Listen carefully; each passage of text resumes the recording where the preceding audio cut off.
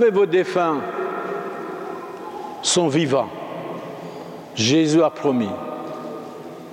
Celui qui croit à moi, même s'il meurt, est vivant, vivra éternellement, et moi je le ressusciterai au dernier jour.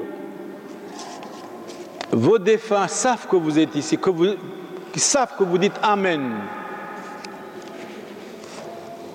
Comme Saint Jérôme disait au jour du jugement, Jésus sait bien qui était à sa mémoire, à la messe, à sa passion, à sa résurrection, parfaitement. Qu'est-ce que c'est finalement l'être humain? Pauvre, misérable, mortel, fragile, petit. Qu'est-ce que c'est l'homme? Pour combien d'années?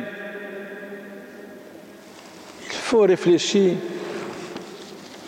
Le contentement, chrétiennement parlant, nous devons toujours être contents et dans la joie. Chrétiennement parlant, catholiquement parlant. Il faut avoir confiance, quoi qu'il arrive. Sinon, on est toujours triste, malheureux et malheureuse. Nous nous sentons abandonnés.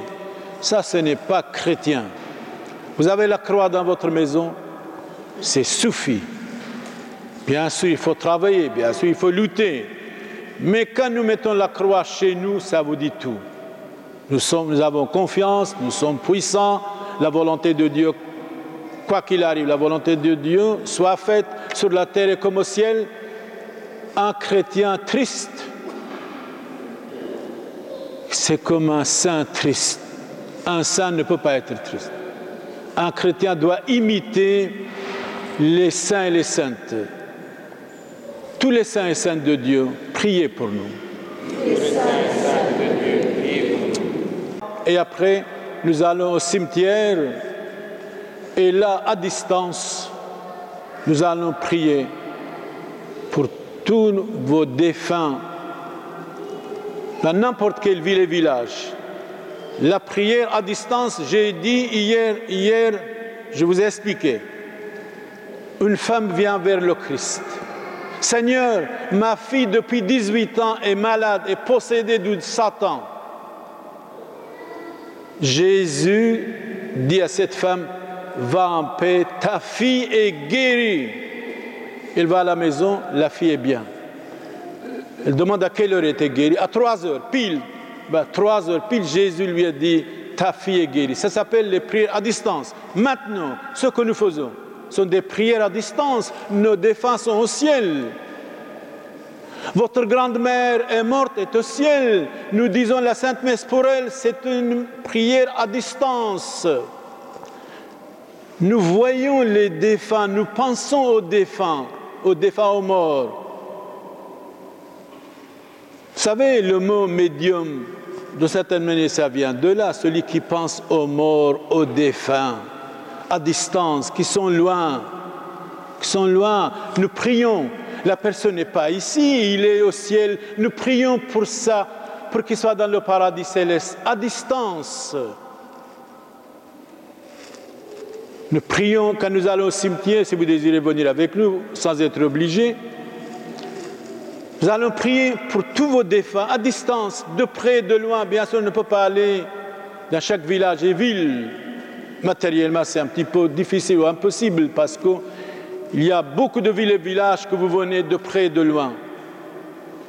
Et hier, je vous ai dit, beaucoup d'entre vous, vous étiez étonnés, le pape, notre pape, le pape Pie XII, le pape Pie XII qui est critiqué tellement, il a fait beaucoup de bien, même aux Juifs. Mais la papauté est toujours attaquée. Regardez, même aujourd'hui, il y a quelques clochards près du Vatican, ils crient sur le pape. L'Église, depuis Vatican II, c'est vrai, elle est déviée. Depuis qu'on a modernisé Dieu, on dirait qu'il n'y a plus une vraie Église. Heureusement, nous avons notre pape, le pape Benoît XVI. Mais il y a un complot grave. Tous ces quelques clochards, soi-disant victimes de quoi, écoutez? Peut-être il y a 1%, ça peut arriver chez les pères de famille, chez les professeurs, chez les avocats, chez les notaires. Partout, il y a des fautes. Mais parce que c'est l'Église et il y a une force, il y a des hommes et des femmes qui poussent ces personnes pour attaquer l'Église, pour attaquer le pape. Et ils profitent pour le moment de la tolérance de l'Église. L'année 2010, il faut attaquer l'Église avec un acharnement, quoi qu'il arrive. Mentez, mentez, mentez, il reste toujours quelque chose, disait Voltaire. Mentez. Il y a des victimes, bien sûr. Il faut les protéger, certainement. Mais un prêtre, il est mort depuis 60 ans, depuis 50 ans. Leur but principal de démolir la Sainte Église est catholique. Ah oui, il y a des gens même, ils se sont suicidés. Écoutez, tous les jours en Belgique, il y a 8 personnes qui se suicident. Tous les jours. Ce n'est pas à cause de l'Église, ce n'est pas à cause des papes, ce n'est pas à cause des prêtres. Tous les jours, frères et sœurs, tous les jours. Alors laissez les meurtres, les crimes, les assassinats dans tous les pays, tout particulièrement ici. Alors c'est quelques clochards qui viennent même de l'Amérique, de tout. Il y a des hommes et des femmes qui poussent ces gens-là. Ces gens-là sont payés avec de l'argent même. Oui, il faut attaquer l'Église catholique, il faut attaquer les fidèles pour qu'ils ne viennent pas à la messe, il faut attaquer le pape pour qu'il quitte l'Église catholique. C'est un complot préparé minutieusement, téléguidé. Mais comme l'Église, pour le moment, peut être faussement tolérante et ne dit rien.